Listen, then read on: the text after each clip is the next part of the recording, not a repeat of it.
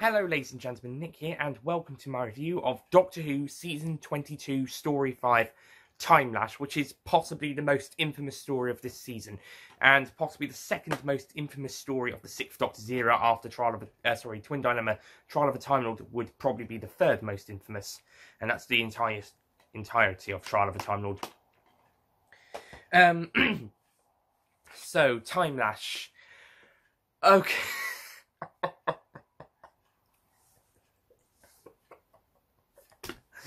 Okay, Time Lash. Okay, I'm not going to say it's good. It's not good. But it's not bad either. Well, it's not awful. It's okay.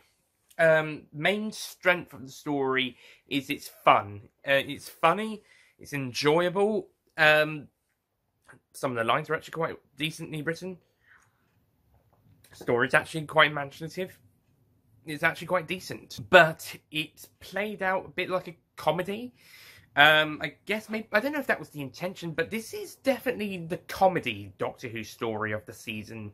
I mean, it's just so silly. The time lashing is actually a good idea, although the inside of it looks like a bit of a Christmas ball decoration stock thing for some reason. It's a bit strange. It's difficult to talk about. It's a bit strange. The plot sees this scientist guy who the Doctor met before has accidentally turned one of his experiments has gone wrong, and now he's become a dictator, and he's got this second in command guy who then later takes over as the puppet leader after supposedly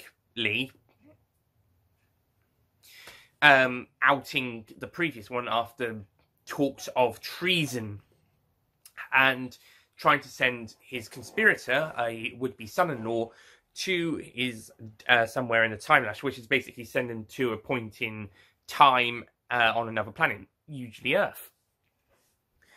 And the Doctor and Peri are in the TARDIS. They're doing stuff, basically. And this story, with the Sixth Doctor's character, it's a bit all over the place. Sometimes he's nice. Sometimes he's a bit, shouty, arrogant. There's this one point where he's trying to be nice to Peri to get her out of the TARDIS because they're going to do something pretty dangerous. This is in part 2, towards the end. And he's trying to be reasonable with her. And she's saying, I'm not going to go, even if you're being reasonable. So the Doctor's like, right, I won't be reasonable. Get out! So, yeah, the character does flip-flop and all around. And also, they meet H.G. Wells. This is another historical character. However, the Doctor just... Well, before the end, we don't know, he's just called Herbert. We don't know that he's H.G. Wells until we look at a card that the Doctor picks up. And throughout the story, the Doctor just doesn't seem to like him. I think maybe he knows he's H.G. Wells, maybe. But he just doesn't seem to like Herbert. So it's a bit strange. He's just... I mean, if Herbert was just Herbert, a guy who tagged along for the story... which wouldn't make a huge lot of sense, but fair enough. Then I can understand why. But the Doctor just being a bit unfair to H.G. Wells, that's a bit of a shock. How would, if Agatha Christie towed along for the adventure, would he show her the same disdain until towards the end? So it's one of those questions. It's one of those wanderings. And speaking of Peri, she has very little to do in this story. Really, she gets captured a few times, places a trap. Towards the end, she's quite useful, but when defeating the Borad, the second time, when the first time they thought he was dead, but he turns out to be alive. But yeah, Peri's pretty useless in this story. Nicola Bryant tries her best, but I think Peri's pretty useless, considering she got a bit more of a role to do in the last story. A bit more to do, I think, and more in the next story as well, part 2. Anyway, but I think Peri was pretty underused here, and what she did get wasn't that great, despite Nicola Bryant's good performance. However, the Doctor has some new allies and some friends, and they're quite cool. They're alright. Not much personality, but beyond the usual. Guys and girls trying to stop the Borad, trying to reclaim the planet for the people, being rebels or heroes, etc. Just basically allies of the Doctor. It's the same type of people we've seen before. Performances are good though. We also got this very strange alien race of funny sock puppet creatures with funny voices. It's just weird. Sets look okay. They look pretty decent, apart from inside the time lash. Characters are alright. It's basically a stock adventure in those regards, in the kind of a more comedic form. There's a couple points where there's some pushing and shoving and grabbing on the necks that don't feel necessary. That's just me. Like, this one guy's on his knees begging the first puppet leader for forgiveness, and one guy just comes around and grabs him on the neck for some reason. I mean, yeah, he's got to pick him up and put him in the time lash in a minute or two's time, but he does that anyway. But why does he have to grab the neck when the guy's begging he's talking? He's not even shouting, he's not getting up, he's on his knees just begging, and some guy just grabs him on the neck for some reason. Weird. I don't know. And also this Tekka guy, he's the second main villain. And I don't know what he is, but he seems to be basically the master in all but name and disdain for the Doctor. He's just, I guess he's a power-hungry villain guy, but he's basically the master in all but name and disdain for the Doctor. Though he does want the Doctor dead, but doesn't have as big of a hatred for him as the Master. But other than that, he's basically the Master. Campy performance, evil personality, maybe allied with an alien. He's sort of serving, but wants them to serve him. Yeah. He gets killed by Borad in the end because he doesn't want to lose his power position. I think he might actually be the best supporting actor after the guy playing Herbert. I actually think the guy playing Herbert does a really good job in his role.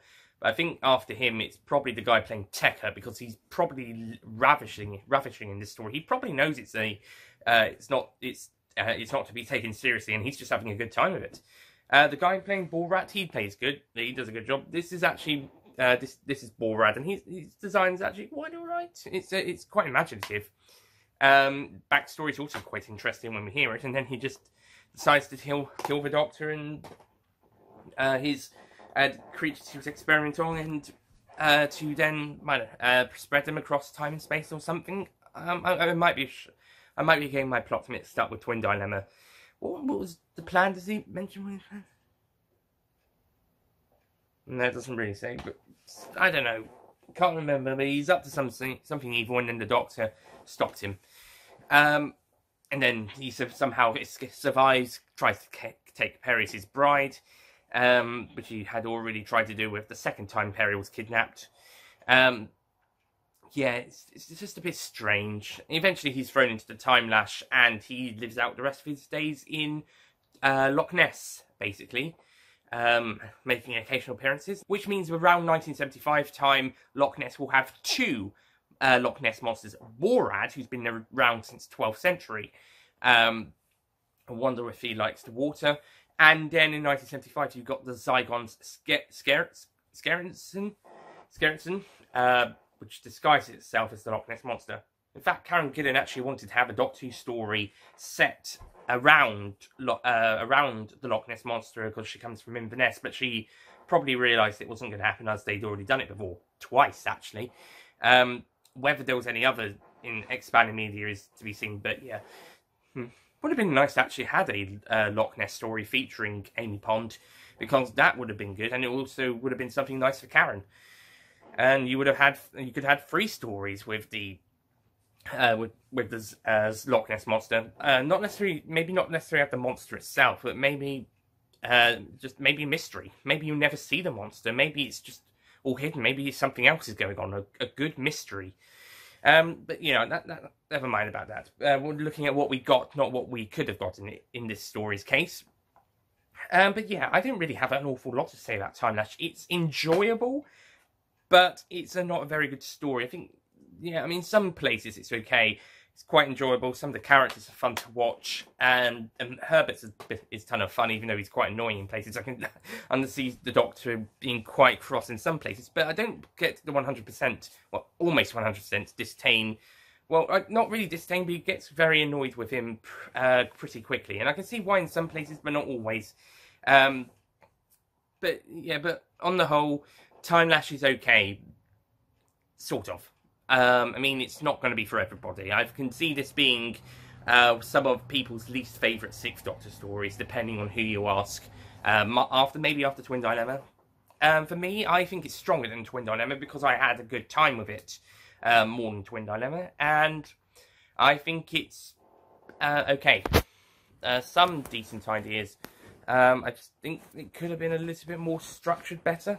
I don't know why my camera nearly finished. But yeah, never mind. Time Lash is okay for me. I know some people might not like it. Some people really do like it, just because it's so campy and so silly and just, yeah. And you know what? Along with Mark of the Rani, which seems to be the trend with this season, I'll get back to that, what I mean, in a minute. But with this and Mark of the Rani, they're the light-hearted stories of this season, considering you've got Attack of the Cybermen, Vengeance on Varos, Two Doctors, and Revelation of the Daleks. Especially the first two and the last one. They're pretty dark. They're very dark, pretty violent. Could be quite scary for younger viewers, especially Vengeance on Varos and Revelation of the Daleks. They're pretty nasty, very dark, quite brutal in places. Attack of the Cybermen is also very violent, for context's sake, and Two Doctors also has quite a few violent moments, including that one bit of unnecessary violence featuring Shockeye stabbing Oscar. No, I'm not getting over that. Yeah. And this one does have I think this one has I don't know, this one and Mark of the Rani, they're kind of on the same level of violence. Not much, but there is a little bit of some. There's a few shocking scenes, but it's relatively light compared to the other stories of the season. This and Mark of the Rani, they're quite light stories, they're quite enjoyable, entertaining, but they're not really the best stories. And that was the trend I was coming. I mean, I like Mark of the Rani, but I will consider it one of the weakest stories of the season. And yeah, I think the lighter-hearted stories seem to be the weaker ones. Well, at least for when you're going in 222, when it comes to when you're going in quarters, thirds of a season, and going in halves. I think maybe Revelation of the Daleks is in my bottom half, and that's possibly the second darkest. That or Vengeance. The darkest would be whichever one it's not. So, yeah, we'll be taking a look at Revelation of the Daleks next time.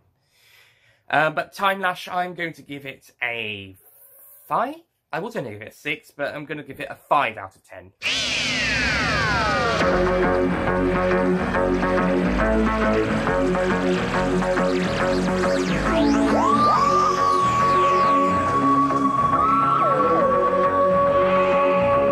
Yeah, enjoyable in places, but a pretty weak script. I mean, not terrible. It's not even Twin Dilemma bad, but it's bad enough. But yeah, that's Time Lash. Next time will be the final story of Doctor Who Season 22, Revelation of the Daleks, which sees the return of the Daleks again and Davros, and this time they're up to something a little bit different than what's done before. This will also be the final Sixth Doctor story before we get to the massive Trial of a Time Lord story. So this will be the end of Season 22, and if you count Trial of a Time Lord as an overall story, this is technically the penultimate Sixth Doctor story, as we don't see him regenerate in Time They're On. Well, we see the Sixth Doctor, but not Colin Baker. And this is on screen only, so expanded media such as I'm currently listening to the Sixth Doctor Last Adventure. I've still got the last one to listen to, and I'll do a review of the entire series after Twin Dilemma. Sorry, Trial of a Time Lord. And so, yeah, I will review that after Trial of a Time Lord, and we'll see how 6E should have ended, and probably does end up, thanks to the Lords and Masters at Big Finish. Yeah, that was just some light humour, and that's basically Time Lash. It's light-hearted, some darker moments, but relatively light-hearted. However, Revelation of the Daleks, on the other hand, is quite a dark and gory and, well, not too gory, well, actually quite a bit, and dingy story. It's quite a dark one, and that will be the penultimate Sixth Doctor story before after Trial of Time Lord, if you count that as one whole story, and yeah, if not, then it's just the last one of season 22. But yeah, Revelation of the Daleks next time, and we'll wrap up season 22. Thank you for watching, and I'll see you guys next time. Goodbye.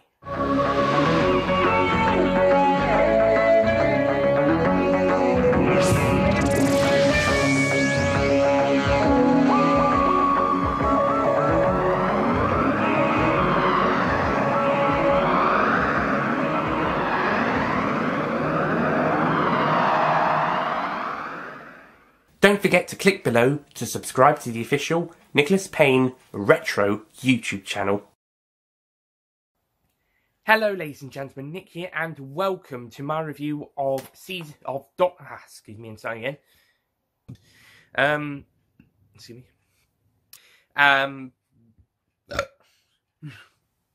Excuse me. I'm not gonna go with you being so reasonable.